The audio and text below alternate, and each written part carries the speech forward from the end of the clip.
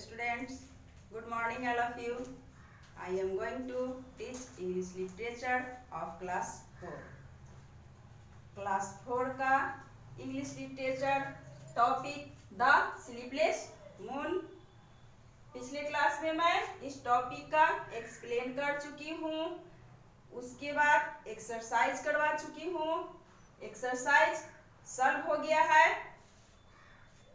अब एक्सरसाइज में आपका क्वेश्चन आंसर रह गया था और कुछ वर्ड्स मीनिंग लिखवाने के लिए रह गया था। तो आज मैं आपको क्वेश्चन आंसर सॉल्व करवा रही हूँ। Open your book, page number 6। Page number 6 reading का question number B. Question number B में आपका है answer is question in a single sentence, यानी क्वेश्चन का आंसर एक सेंटेंस में देना है, वन सेंटेंस में देना है। आपका क्वेश्चन बी का फर्स्ट, ओपन योर नोटबुक। आप लोग अपना नोटबुक निकालेंगे और उस पे लिखेंगे question number B. Question number B का फर्स्ट क्वेश्चन आपका है who peeped through. WHO, who peeped, PEEPED, who peeped through Param's window, THROUGH, through Param's, PARAM'S, Param's window, WINDOW, question mark. जब हम क्वेश्चन लिखते हैं तो इंड में question mark अवश्य देते हैं। तो यह आपका क्वेश्चन हो गया कि who peeped through params window, यानी परम खिड़की से क्या झांका, परम को खिड़की से क्या दिखाई दिया। तो आंसर क्या दिखाई देता है? मून दिखाई देता है। परम जब सोया हुआ था तो उसको खिड़की से चांद की रोशनी दिख रही थी। तो आंसर में लिखेंगे the MOON moon, the moon peeped through, who के जगह पे द मून, यानी खिड़की से उसको क्या दिखाई दे रहा था? तो क्या दिखाई दे रहा था? द मून, यानी चांद दिखाई दे रहा था। तो द मून और फिर उसी peeped through, THROUGH, through Param's, PARAM'S, Param's window. यह आपका आंसर हो गया, क्योंकि वन सेंटेंस में आंसर देना है। तो यहाँ पे हु के जगह पे द मून, और उसी तरह से सेंटेंस को लिख दिए। जब आंसर लिखते हैं तो हम यहाँ फुल स्टॉप देते हैं। क्वेश्चन लिखते हैं तो क्वेश्चन मार्क, और आंसर लिखते हैं तो फुल स्टॉप। आइए क्वेश्चन नंबर 2। क्वेश्चन नंबर 2 आपका है क्या है? What did the rabbits want to do in the moonlight. What did, WHAT, what DID, what did the rabbits, what did the rabbits, RABBITS, rabbits means खरगोश। What did rabbits want to do? WANT, want to do in the moonlight, in the moonlight, MOONLIGHT, question mark. यानी खरगोश जो है वह चांदनी रात में क्या करना चाहता था? जल्दी से बताएंगे। क्या मैं कहानी में बताई थी, एक्सप्लेन जब करवाई थी, तो रैबिट क्या करना चाहता था? चांदनी रात में खेलना चाहता था। तो यहाँ पे लिखेंगे द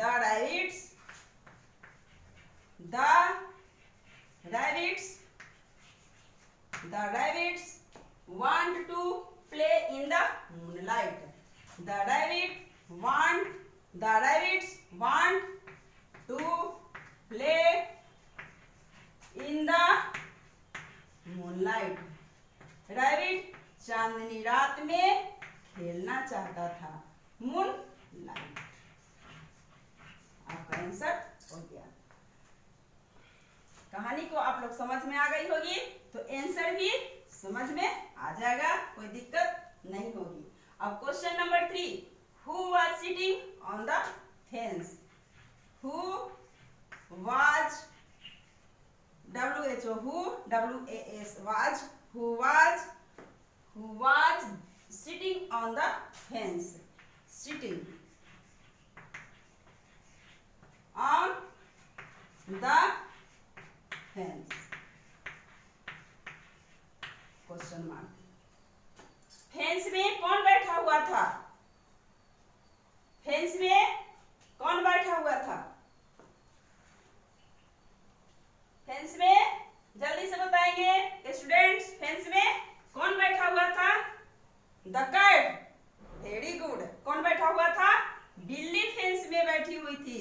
तो यहाँ पे लिखेंगे हु के जगह पर the cat was WAS was SITTING sitting on the fence FENCE fence. अब question number 4।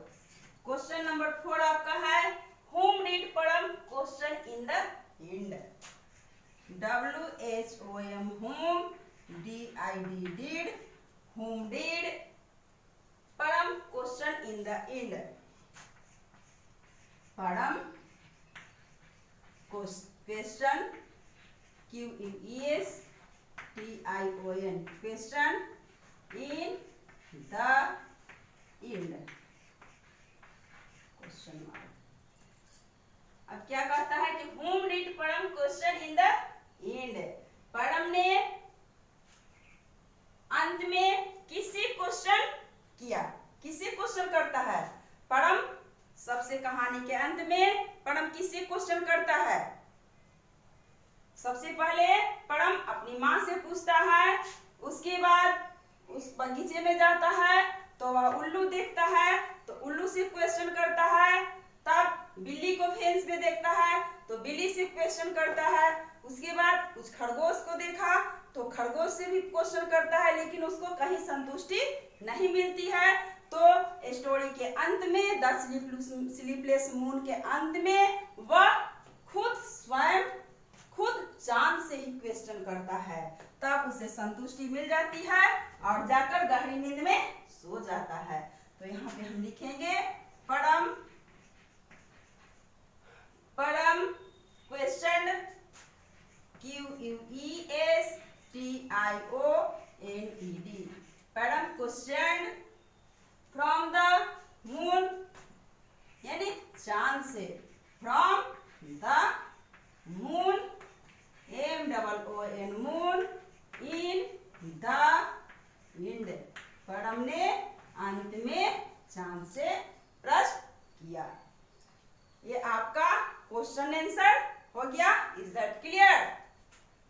Okay, very good. अब आइए इस चैप्टर का वर्ड्स मीनिंग रह गया है, उसे मैं आप लोग को लिखवा देती हूँ। आप लोग अच्छी तरह से उस वर्ड्स मीनिंग को याद कर लेंगे। अब मैं बोर्ड को क्लीन कर रही हूँ। नोट योर नोटबुक, अपने नोटबुक में नोट कर लेंगे।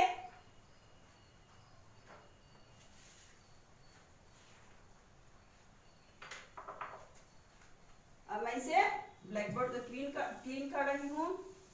अब आपको वर्ड्स मीनिंग लिखवा देती हूँ, तो आपका चैप्टर यह समाप्त हो जाएगा।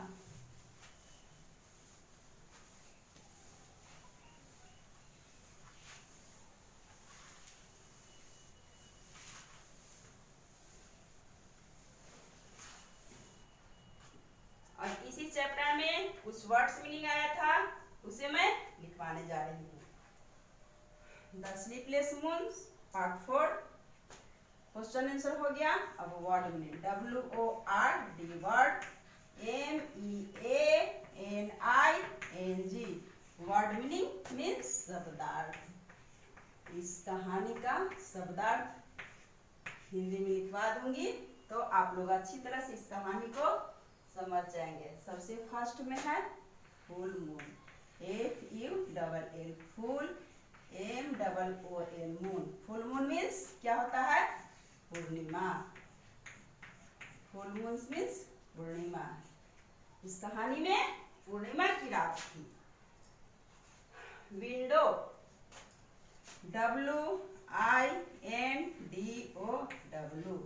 विंडो, WINDO विंडो मीन्स खिड़की। विंडो मीन्स खिड़की। उसके बाद ऑफ कोर्स, इनोसेंट है, INNOCENT। इनोसेंट मीन्स निर्दोष। इनोसेंट मीन्स निर्दोष। फिर है 5 में of course, OFCOURAC। Of course means बेशक। बेशक या शायद भी होता है, बेशक शायद। अब आगे पजल। पजल मीन्स समस्या, PUZZLE पजल। पजल मीन्स समस्या। पजल मीन्स समस्या। उसके बाद डिनर, DINNER। डिनर मीन्स रात्रि का भोजन। रात्रि का भोजन। रात्रि का भोजन, डिनर। डिनर मीन्स रात्रि का भोजन। Still, STILL। स्टिल मीन्स अभी तक। अभी तक। स्टिल। फेंस, फेंस मीन्स घेरा। अब मैं यहाँ लिख देती हूँ FENCE। फेंस मीन्स घेरा या चार दीवारी। चार दीवारी, घेरा, चार दीवारी। अब आगे परम क्या है? आगे हाँ, डिसाइड, DECID। डिसाइड मीन्स निर्णय करना। निर्णय करना। डिसाइड मीन्स निर्णय करना। Decide. Safely, safely, SAFELY safely. Safely means सुरक्षित। सेफली मीन्स सुरक्षित।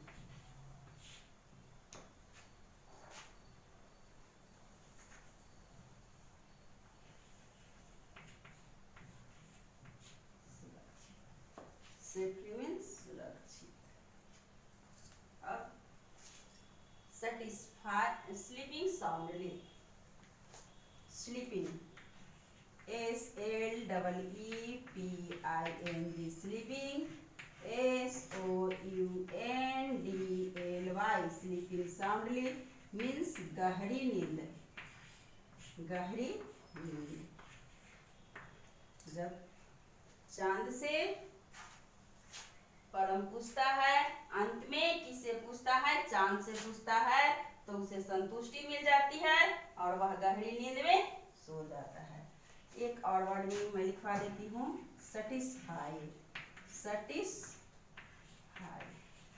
क्या होगा? सेटिस्फाई मीन्स संतुष्ट होना। सेटिस्फाइड मीन्स संतुष्ट होना।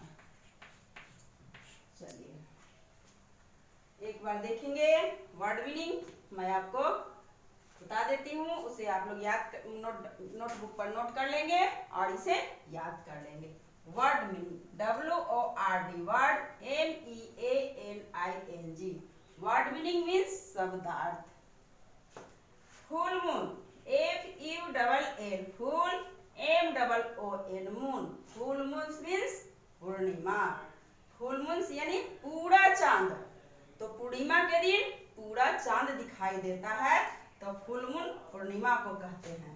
Window, WINDO, window, window means खिड़की। AINNO, announce, INNOCENT, innocent, innocent means निर्दोष या मासूम, निर्दोष या मासूम। Of course, OFCOURAC, of course means बेशक या शायद। Puzzle, PUZZLE, puzzle, puzzle means समस्या। Dinner, DINNER, DINNER, dinner, dinner means रात्रि का भोजन, रात्रि का यानी रात का भोजन को हम डिनर कहते हैं। स्टील, STILL, स्टील मीन्स अभी तक, स्टील मीन्स अभी तक।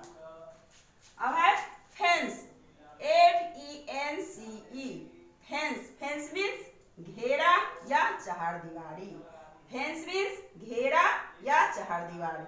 Decide, DECIDE, decide, decide means निर्णय करना, डिसाइड मीन्स निर्णय करना। Safely, SAFELY, safely, safely means सुरक्षित। Sleeping soundly, SLEEPING, sleeping, SOUNDLY, soundly, sleeping soundly means गहरी नींद।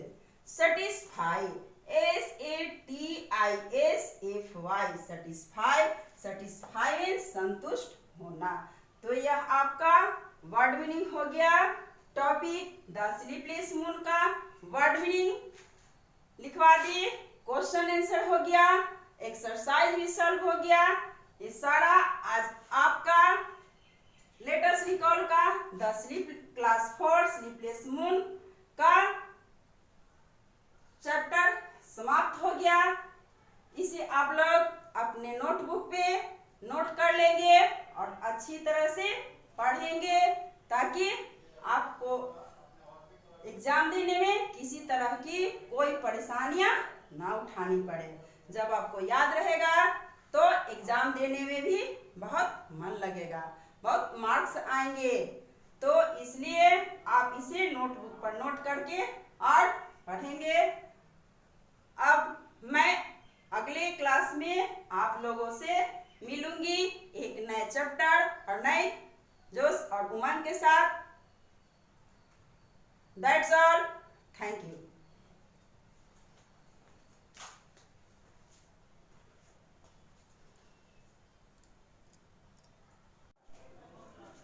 Hello children. Good morning everyone. I am going to teach English literature of standard 4.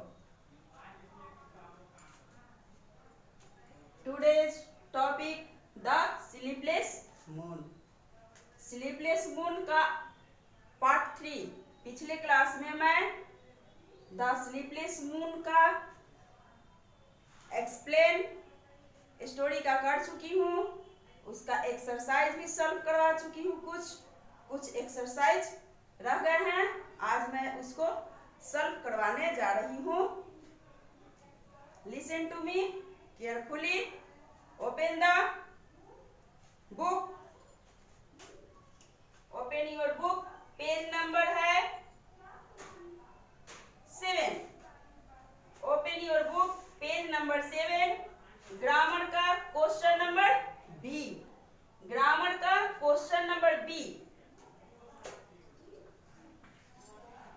Question number B है, B को solve करना है।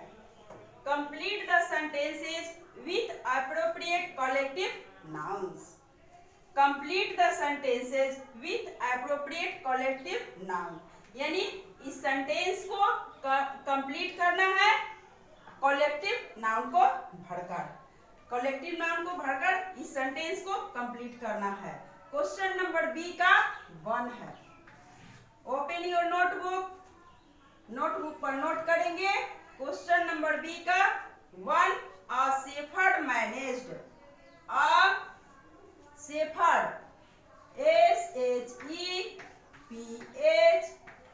SHEPHERED, a shepherd managed, MANAGED, a shepherd managed a blanks है। उसके बाद of sheep, of sheep SHEEP,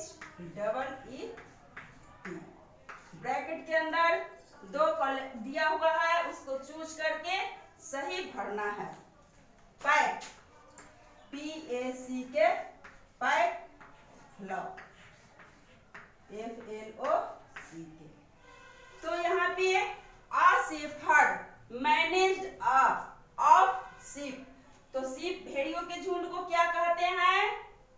क्या कहते हैं? फ्लॉक कहते हैं। शेफर्ड ने, गड़ेड़िए ने भेड़ के एक झुंड का प्रबंधन किया। फ्लॉक मीन्स झुंड, flock of ship.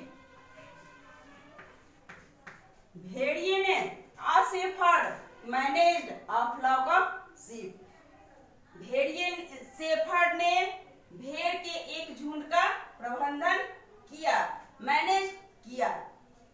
Question number 2, question number 2 है फिर ब्लैंक्स है, of wolves, of WOLVES, of wolves is looking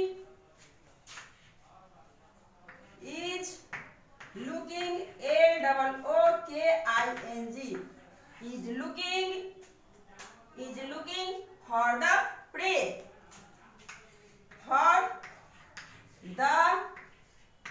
PREY।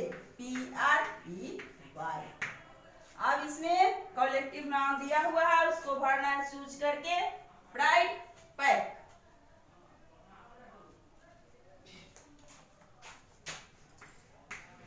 PRIDE, right, PACK, pack. तो अब देखना है कि इसमें कौन सा भरेंगे कि यह सुटेबल हो जाएगा।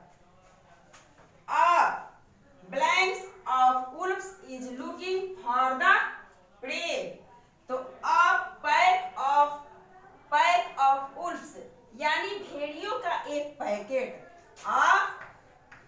पैक ऑफ वुल्व्स भेड़ियों का एक पैकेट शिकार की तलाश कर रहा है। भेड़ियों का एक पैकेट शिकार की तलाश में है। प्रे मीन्स शिकार, तो शिकार की तलाश में है, शिकार खोजने में है। लुक फॉर मीन्स तलाश करना या खोजना। तो पैक मीन्स भेड़ियों का एक पैक शिकार की तलाश में है। तो यहाँ हमने क्या भर दिया? Pack, suitable. क्वेश्चन नंबर 3, फिर है ब्लैंक्स है, ऑफ बीज, of BEES, of bees flew over the garden, flew FLEW, flew OVER, over, THE the, GARDEN, over the garden. इसमें स्वर्म और herd, SWARM, swarm, HERD, herd. दोनों में से जो सही है उसको भर देना है। तो एक मधुमक्खियों का झुंड, इसमें क्या होता है? मधुमक्खियों के झुंड को क्या कहते हैं? स्वार्म कहते हैं, SWARM। एक मधुमक्खियों का झुंड बगीचे के ऊपर उड़ गया। गार्डन मीन्स बगीचा, ओवर मीन्स ऊपर, फ्ली मीन्स उड़ना। तो मधुमक्खियों का एक झुंड बागीचे के ऊपर उड़ गया। तो इसमें स्वार्म ऑफ बीज यानी मधुमक्खियों का झुंड, मधुमक्खियों के झुंड को हम स्वार्म कहते हैं। Question number 4, of elephants, of ELEPHANTS,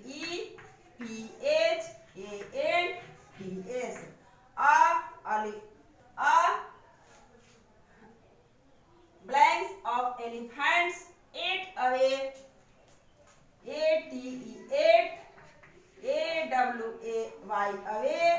ate away all the sugar cane, ate away all the sugar cane, SUGAR sugar cane। sugar cane means क्या होता है students? sugar cane means, do you know? sugar cane means गन्ना होता है। sugar cane means क्या होता है? गन्ना। elephant means हाथी। तो जानवरों के झुंड को क्या कहते हैं? हर्ड कहते हैं, HERD। जानवरों के झुंड को हम हर्ड कहते हैं, तो इसलिए इसमें हम क्या भर दिए? हर्ड भर दिए। हाथियों का झुंड क्या खा गया?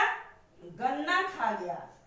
हाथियों का झुंड था वह सुगर केन को खा गया। तो इसमें ऑप्शन नहीं लिखे, ऑप्शन लिए फ्लॉक और हर्ड। फ्लॉक FLOCK, फ्लॉक और हर्ड। तो इसका सही ऑप्शन क्या है? हर्ड है। इसमें मैंने क्या भरा? स्वार्म ऑफ बीज, इसमें पाइप टिक लगा देते हैं, और इसमें शेफर्ड मैनेज ऑफ फ्लॉक। अब आइए क्वेश्चन नंबर 5। क्वेश्चन नंबर 5 है खाली जगह है, ब्लैंक्स है, of whales, of WHALES, of whales is swimming, IS is swimming,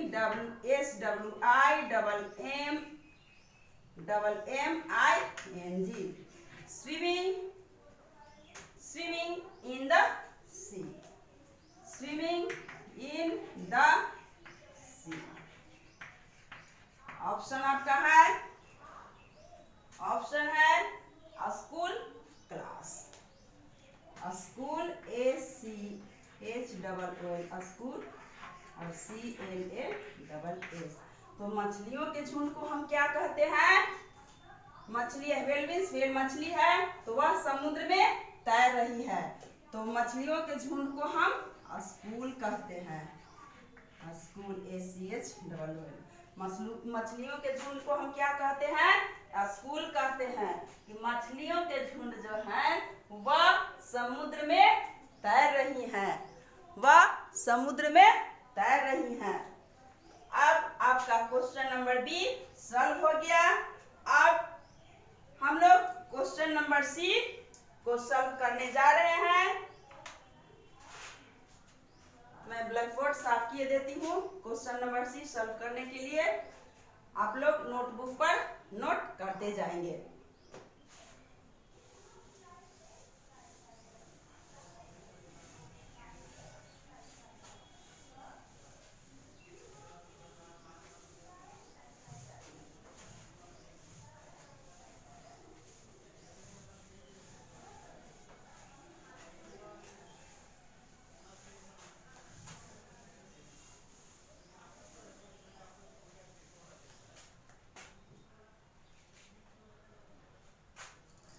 Question number C.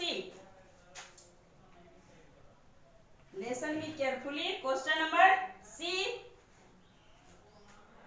Write the feminine for the underlined nouns.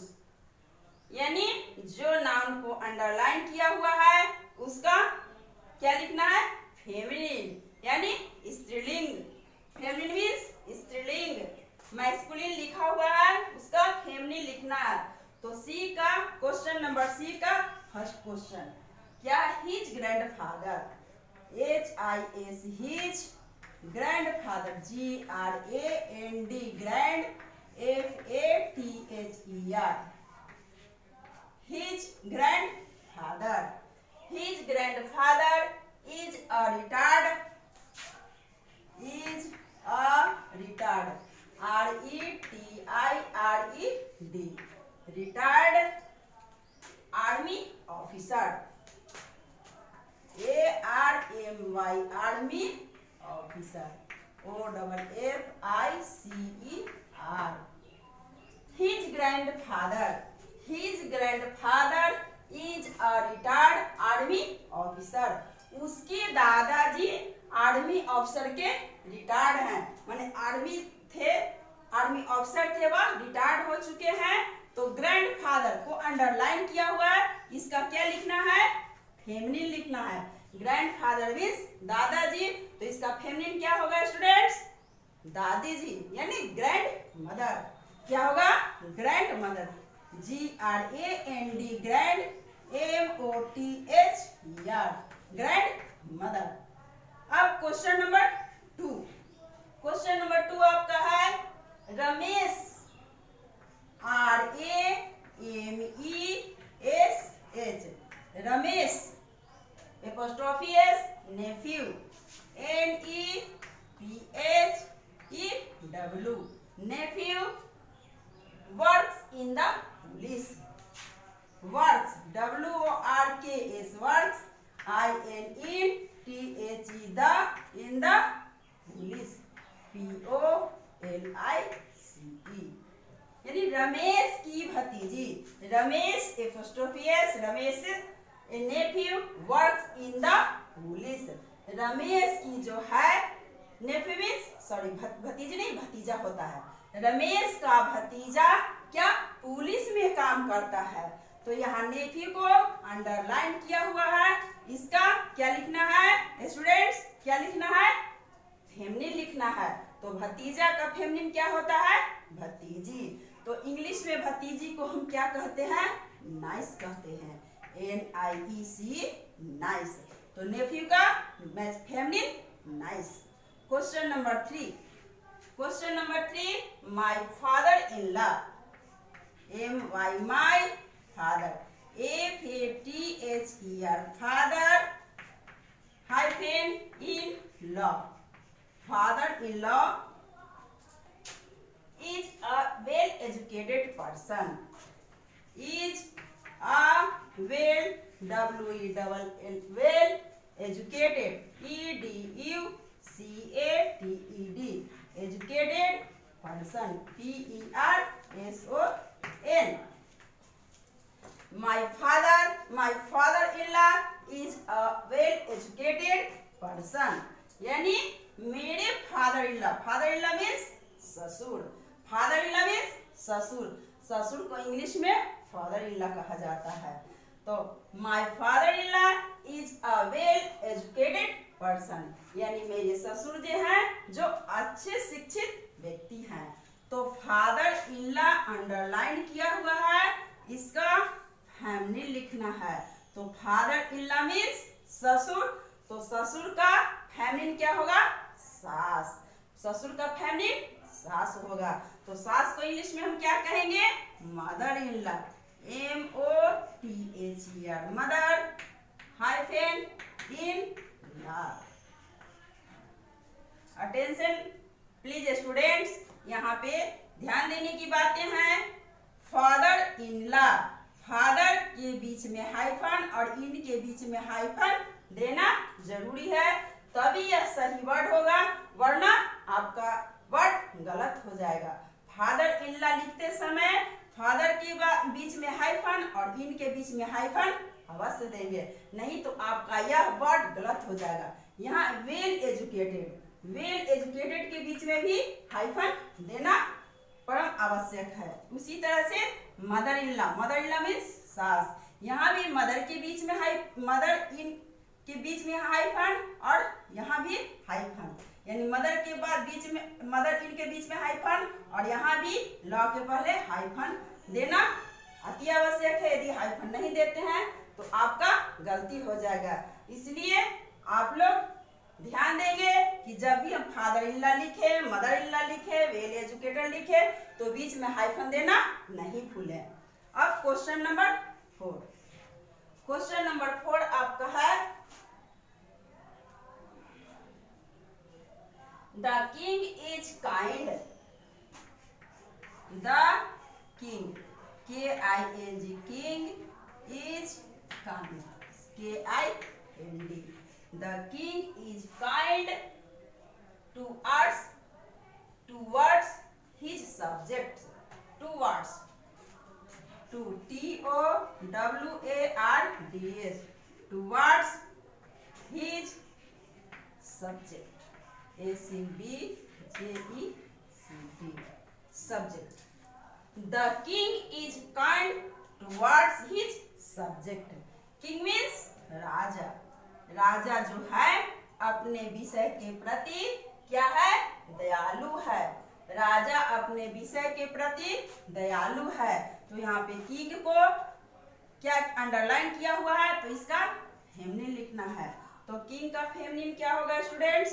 आप लोग सभी बच्चे जानते होंगे कि राजा का फेमिनिन रानी होता है, किंग का फेमिनिन क्वीन होता है। तो यहाँ पे क्या लिखेंगे? क्वीन। चलिए अब क्वेश्चन नंबर 5। क्वेश्चन नंबर 5 क्या है? आगे लिखते हैं। क्वेश्चन नंबर 5 है the lion lives nearby in the forest. The lion THE lion. The lion lives nearby, lives LIVES lives nearby NEARBY nearby, nearby lives nearby in the forest in the forest FOREST forest। यहाँ पे line को underline किया हुआ है। The lion lives nearby in the forest. शेर जो है जंगल में रहता है। तो यहाँ पे लाइन को अंडरलाइन किया हुआ है। लाइन का feminine lioness LIONESS। Lion mean शेर तो लायन मीन्स शेरनी। लायन मीन शेर तो लायनेस मीन्स शेरनी। एक क्वेश्चन और है, उसको मैं बता देती हूँ। ब्लैक बोर्ड यहाँ ऊपर से मैं क्लिक कर रही हूँ। आप लोग नोटबुक पर नोट करते जाएंगे ताकि आपको एग्जाम में किसी तरह की कोई परेशानियां ना हो। इसलिए इसे अपने नोटबुक पे नोट करना नहीं भूलेंगे। चलिए क्वेश्चन नंबर 6। एक क्वेश्चन सी का, क्वेश्चन नंबर सी का 6 है the horse runs very fast. सारे बच्चे जानते होंगे कि घोड़े जो हैं वह तेज दौड़ते हैं। The horse runs very fast, very FAST fast. घोड़े जो हैं ते बहुत तेज दौड़ते हैं। The horse runs very fast. The horse runs very fast. घोड़े तेज दौड़ते हैं। तो हॉर्स को अंडरलाइन किया हुआ है। हॉर्स का फेमिनिन क्या होगा स्टूडेंट्स? मेयर। हॉर्स का मेयर। अब आपका क्वेश्चन नंबर सी सॉल्व हो चुका है। अब आइए क्वेश्चन नंबर डी को मैं सॉल्व करवा रही हूँ। क्वेश्चन नंबर डी, बोर्ड को क्लिक करके मैं क्वेश्चन नंबर डी को सॉल्व करवा देती हूँ। तो आज आपका एक्सरसाइज सॉल्व हो जाएगा।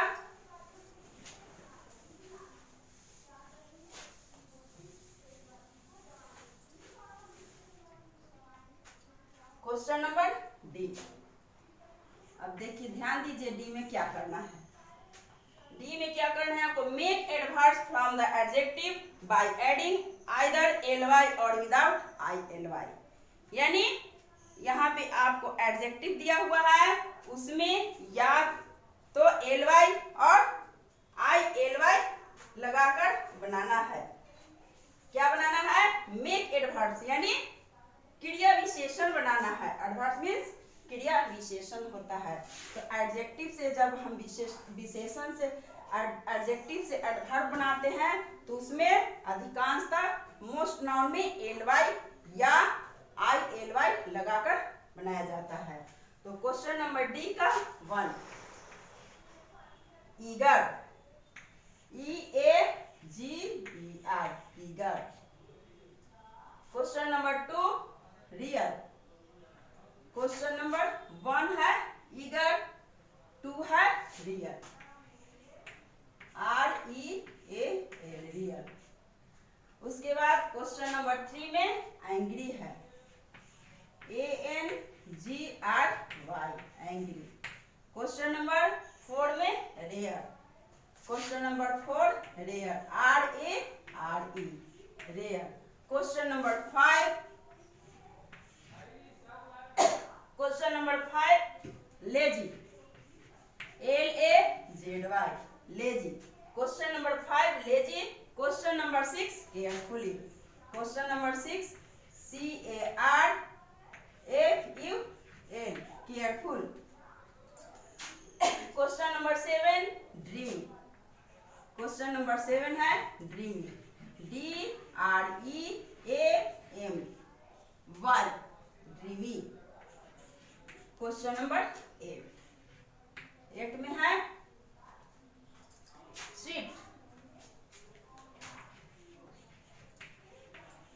स्वीट, अब अटेंशन प्लीज स्टूडेंट्स। अब हम इसमें एल-वाई या ये जो है हमने जो लिखा ये सारे एडजेक्टिव हैं, इसमें एल-वाई और आई-एल-वाई ऐड करके क्या बनाना है, एडवर्ब बनाना है। तो ईगर, ईगर में क्या हम जोड़ेंगे, एल-वाई, EAGER ईगर ली, एल-वाई जोड़ दिए तो यह क्या आपका हो गया, एडवर्ब हो गया। उसी तरह से एंग्री, ANGRY का आई हो जाता है, वाई को हटकर आई हो जाता है और एल-वाई एंग्रीली। उसी तरह यहाँ लेजी में भी वाई है तो लेजी में LAZY का आई एल-वाई लेजीली। फिर ड्रीमी, ड्रीमी में भी वाई है लास्ट में, DREAM वाई को आई बना दिए और एल-वाई जोड़ दिए तो ड्रीमली। ईगर से ईगरली, एंग्री से एंग्रीली, लेजी से लेजीली और ड्रीमी से ड्रीमली। अब आइए इस तरफ देखेंगे क्या है, रियल। तो रियल में हम क्या जोड़ेंगे, एल-वाई जोड़ेंगे तो really, REALLY really. Real, real में भी हम एल-वाई जोड़ दिए तो रेयरली। केयरफुल, उसमें भी CAREFULLY केयरफुली। स्वीट में भी एल-वाई जोड़ दिए, SWEETLY स्वीटली। इस तरह से आपका एडजेक्टिव से एडवर्ब बन गया। क्या बन गया, एडवर्ब। क्वेश्चन ही आपका कह रहा था कि make adverbs from the adjectives by adding either ly और विदाउट ily। तो हमने क्वेश्चन नंबर डी को सॉल्व कर दिया, एडजेक्टिव से एडवर्ब में परिवर्तन कर दिया ly और ily जोड़कर। तो ये आपका ईगर से eagerly, angry angrily, lazy lazily, dreamy dreamily, real really, rare rarely, careful carefully, sweet sweetly. इस प्रकार आज का exercise question number B C D solve हो गया। इसे आप लोग नोटबुक पर नोट कर लेंगे और अच्छी तरह से याद कर लेंगे ताकि आप लोग को एग्जाम देने में किसी तरह की परेशानियां ना हो।